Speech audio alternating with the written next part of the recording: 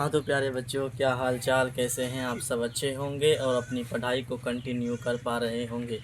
जैसा कि हम पहले कल वाली क्लास में संज्ञा का जो चैप्टर संज्ञा है, ये संज्ञा एक ही क्लास में जो है वो कंप्लीट हो चुका था, कंप्लीट कर दिए थे।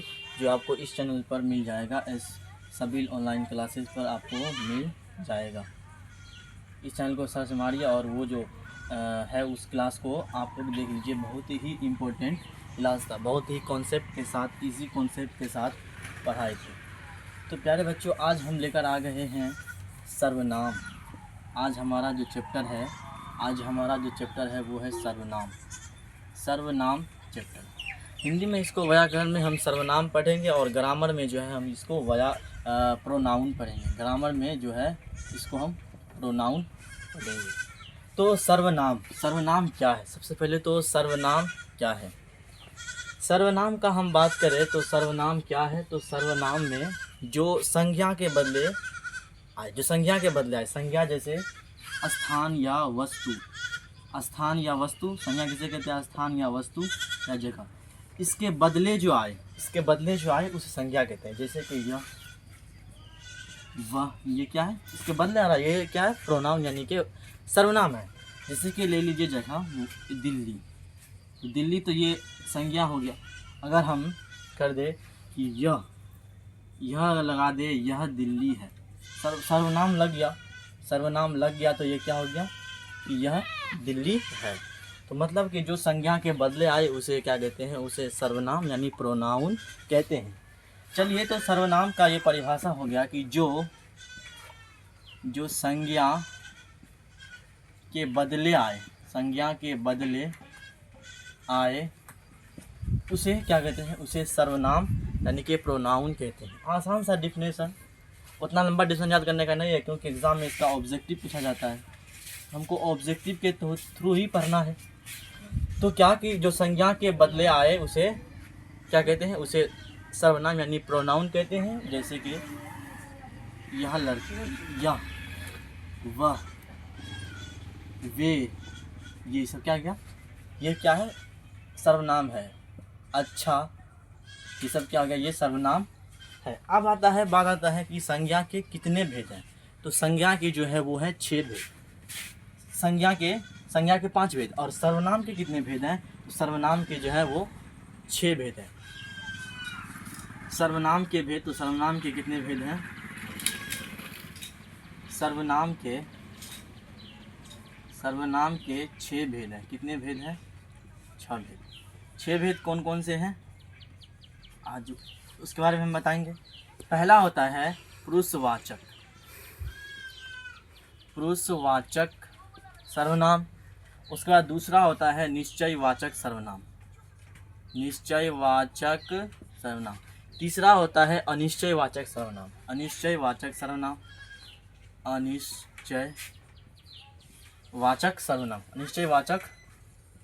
और चौथा होता है हमारा जो है वो है निजवाचक सर्वनाम।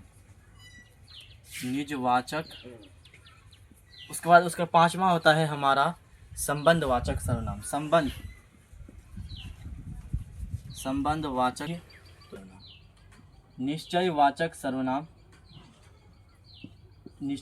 सर्वनाम क्या है? अब निश्चयवाचक सर्वनाम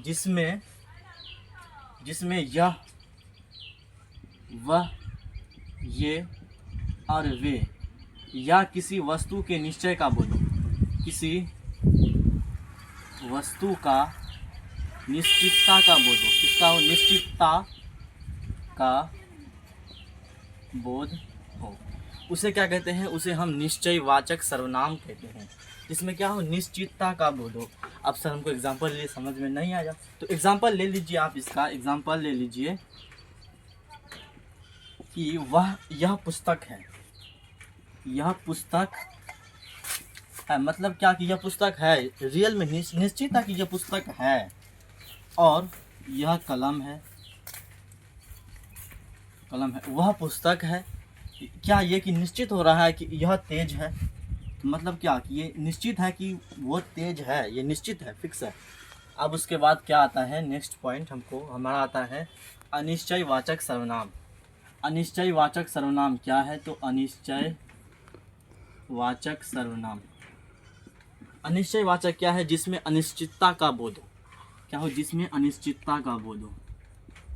अनिश्चितता, अनिश्चितता का क्या हो? बोध हो, मतलब अनिश्चितता का बोध, उसमें फिक्स नहीं रहे, वो अनिश्चितता का बोध हो, क्या हो गया? अनिश्चयवाचक सर्वनाम। जैसे कोई कुछ, कोई कुछ, ये क्या है? अनिश्चितता है, मतलब फिक्स नहीं है, कुछ है, खाने में कुछ है। क्या है? खाने में जो है वो कुछ है, क्या है वो पता नहीं है, मतलब कुछ है, तो मतलब कि हो गया अनिश्चयवाचक सर्वनाम। अब उसके बाद है नेक्स्ट टॉपिक हमारा निजवाचक, जिसमें निजीपन का बोध हो। निजवाचक, निजवाचक जिसमें निजी का बोध हो, जिसमें निजी का बोध हो, मतलब वो निजी मेरा अपना हो। मतलब कि मैं, एग्जांपल लीजिए, आप एग्जांपल ले लीजिए, मैं आप ही खुद चला जाऊंगा, मैं अपने आप ही खुद चला जाऊंगा, ये निश्चित नहीं जाए कि मैं अपने आप ही खुद चला जाऊंगा। अब उसके बाद आता है नेक्स्ट टॉपिक संबंधवाचक, जो संबंध स्थापित करे, संबंध, रिलेशन स्थापित करे, वो क्या है? संबंधवाचक सर्वनाम। संबंधवाचक, संबंधवाचक सर्वनाम। संबंधवाचक सर्वनाम क्या हो? संबंधवाचक सर्वनाम जो संबंध, जो किसी वाक एवं आश्रित वाक, मतलब आश्रित वाक